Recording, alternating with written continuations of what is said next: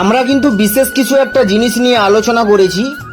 এই মুহূর্তে কিন্তু আপনারা দেখছেন গ্রাম বাংলার ইউটিউব চ্যানেল অর্থাৎ অনিকেত এগ্রিকালচার পান চাষ নিয়ে একটা ভিডিও কিন্তু আমি সবসময় দিয়ে থাকি।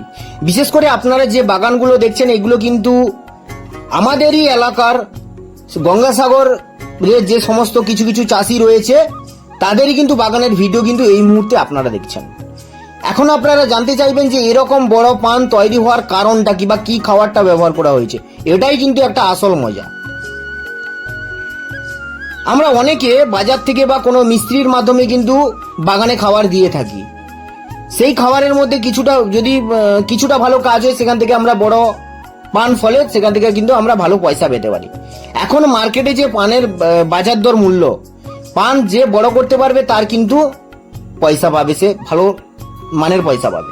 এই পানটা বড় করা কিন্তু চাষিদের কাছে একটা দৈনন্দিন যে আমরা 15 দিন অন্তর যে খাবারটা দিচ্ছি, কোন খাবারটা দিলে পান বড় হবে, বা অন্য কোনো চাষি বড় পান নিয়ে গেছে 5,60,000 মিল হয়েছে কি 4,80,000 মিল হয়েছে হাফ গোজে, মানে এখন বর্তমানে যে 200 গোজ, এই যে রেটগুলো হচ্ছে নিশ্চয়ই পানটা ভালো। এই বড় পানটাকে তৈরি করার জন্য আমাদেরকে যে খাবারটা দেওয়া প্রয়োজন, বা এই যে বাগানটা আপনারা দেখছেন এই বাগানে যে খাবারগুলো দেওয়া হয়েছে, প্রথমত আপনাদেরকে বলবো, এর আগে একটা ভিডিও আমি বানিয়েছিলাম যে অ্যাজোটোব্যাক্টর কেএসবি পিএসবি নিয়ে।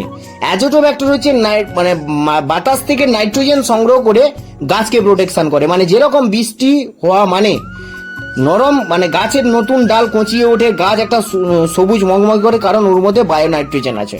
সেরকমই অ্যাজোটোব্যাক্টর হচ্ছে একটা বায়ো প্রাকৃতিক ওয়েদার থেকে নাইট্রোজেন সংগ্রহ করে সালোক সংশ্লেষ প্রক্রিয়ার মাধ্যমে কিন্তু গাছকে সরবরাহ করে। সেকেন্ড ধাপ হচ্ছে KSB, phosphate soluble bacteria, PSB এটা, আর কেএসবি হচ্ছে পটাশ সলিবল ব্যাকটেরিয়া। এইগুলো কিন্তু ব্যবহার করা হয়েছে বাগানে। তাতে কিন্তু মাত্র 12 দিন থেকে 13 দিন হয়েছে, বাগানের কন্ডিশন আপনারা দেখতে পাচ্ছেন। এইরকম বাগানে পান তৈরি করার জন্য স্ক্রিনে একটা নাম্বার আপনাদেরকে আমি দিয়ে দেবো।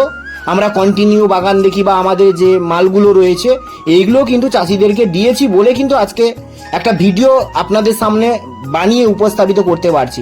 কারণ কারুর বাগান যদি আমি ভালো করতে না পারি না, তার বাগানে গিয়ে আমি কোনো মতে ভিডিও করতে পারবো না। আপনারা যদি আপনাদের বাগানে সঠিক পরিচর্যার মাধ্যমে খাবার ব্যবহার করে ভালো ফলন পেতে চান, তাহলে অবশ্যই একটা কথা বলবো, আপনি যদি একজন পান চাষি হন তাহলে চ্যানেলটিকে সাবস্ক্রাইব করবেন। কন্ট্যাক্ট যে নাম্বার রয়েছে ওই নাম্বারে যোগাযোগ করে আমাদের যে কিছু খাবারগুলো রয়েছে ওইগুলো আপনারা ব্যবহার করতে পারেন। আর ভিডিওটি ভালো লাগলে অবশ্যই চ্যানেলটিকে সাবস্ক্রাইব করবেন।